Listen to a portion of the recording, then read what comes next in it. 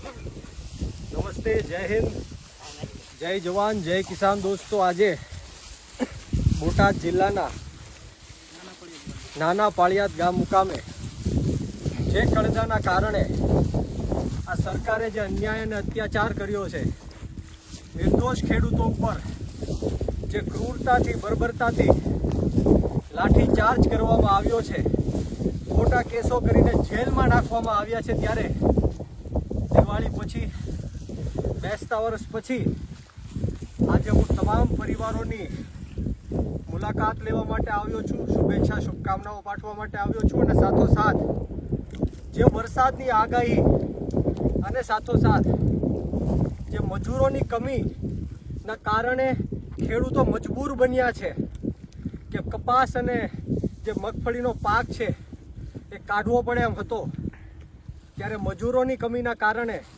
વરસાદની આગાહીના કારણે બોટાદ જિલ્લાના તમામ ખેડૂત મિત્રો અને સાથોસાથ આમ આદમી પાર્ટીના હોદ્દેદારો અને કાર્યકર્તાઓ, એક પરિવારમાંથી 7 વ્યક્તિઓ જ્યારે આ ભારતીય જનતા પાર્ટીની સરકારે એમને જેલમાં નાખ્યા છે, ત્યારે એમના ખેતરમાં અમે મગફળી ઉપાડવા માટે આવ્યા છીએ. અને આ સરકારને હું કહેવા માંગીશ કે તમે ખોટા કેસો કરીને જેલમાં નાખ્યા, પરંતુ આ ગરીબ અને પછાત સમાજના જે ખેડૂતો છે એમનો અવાજ દબાવવાનો નથી. તમે ગમે એટલા અન્યાય અને અત્યાચાર કરો, ખોટા કેસો કરો કે જેલમાં નાખો, અમે મજબૂતાઈથી આગળ વધશું. સમગ્ર ગુજરાતના 54 લાખ ખેડૂતોના હક, અધિકાર અને ન્યાય માટે લડત લડશું. હું તમામ પરિવારજનોને મળ્યો, કોઈના આંખમાં આંસુ છે, પરંતુ મેં એમને વિશ્વાસ આપ્યો છે કે જલ્દીમાં જલ્દી એ લોકો બહાર આવશે અને ફરીવાર ખેડૂતોના હક, અધિકાર અને ન્યાય માટે લડત લડશે. ત્યારે હું આ ભ્રષ્ટાચારી ભારતીય જનતા પાર્ટીની સરકારને કહેવા માંગીશ કે તમારા જેલમાં એટલી તાકાત નથી કે આ ખેડૂતોનો અવાજ રોકી શકે.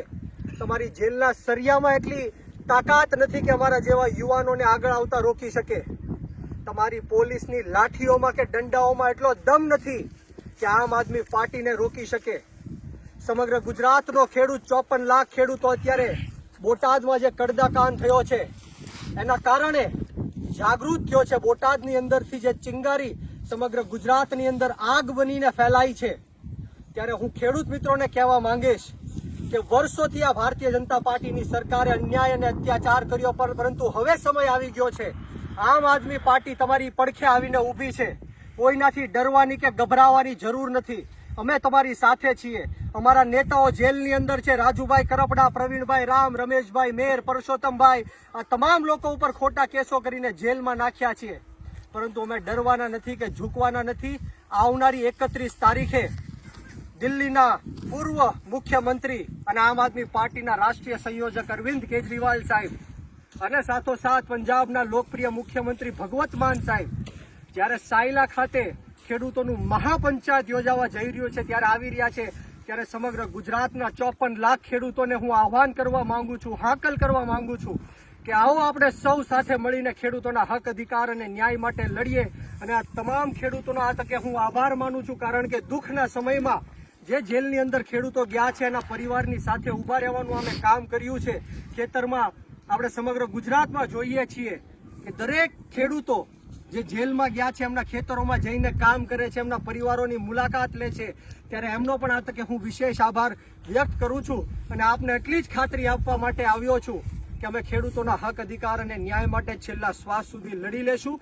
તમે ગમે એટલો અન્યાય કરો કે અત્યાચાર કરો, અમારો અવાજ દબાવી નહીં શકીએ. અને ખેડૂતોને ટેકાનો ભાવ મળે, સિંચાઈનું પાણી મળે, MSP મુજબ દરેક પાકનો ભાવ મળે, એ હેતુથી અમે સમગ્ર ગુજરાતની APMCઓમાં, માર્કેટિંગ યાર્ડોમાં ટીમો બનાવીને જાશું અને ખેડૂતોના હક, અધિકાર અને ન્યાય માટેનો અવાજ બુલંદ કરશું.